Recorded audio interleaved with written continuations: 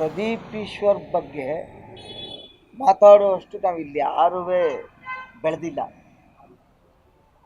Township ಬಗ್ಗೆ ನಮ್ಮ ಅಧ್ಯಕ್ಷರು ಮಾತಾಡ್ತಾರೆ. ನೋಡಿ ಸರ್,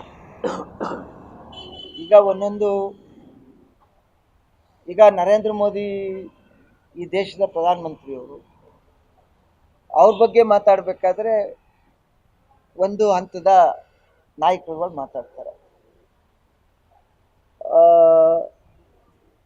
ಸಿದ್ದರಾಮಯ್ಯನವರು ಮತ್ತು ಡಿ ಕೆ ಶಿವಕುಮಾರ್ ಅವರು, ಕುಮಾರಣ್ಣವ್ರ ಬಗ್ಗೆ ಮಾತಾಡ್ಬೇಕಾದ್ರೆ ಒಂದು ಹಂತದ ನಾಯಕರು ಮಾತಾಡ್ತಾರೆ.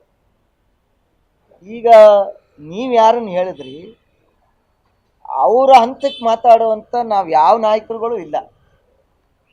ಅವ್ರಿಗೆ ಭಾಳ ಎತ್ತರಕ್ಕಿರೋರು ಮಾತಾಡಬೇಕು. ಅದರಿಂದ ಟೌನ್ಶಿಪ್ ಬಗ್ಗೆ ಮಾತಾಡ್ತಾರೆ. ಒಬ್ಬ ರಾಜಕಾರಣಿ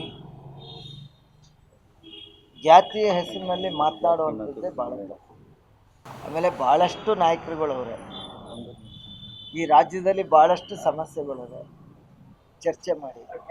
ಆಮೇಲೆ ನಮ್ಮ ಭಾಗದಲ್ಲಿ ಬಂದರೆ ಅವ್ರು ಯಾರಿಗೂ ಗೊತ್ತೇ ಇಲ್ಲ.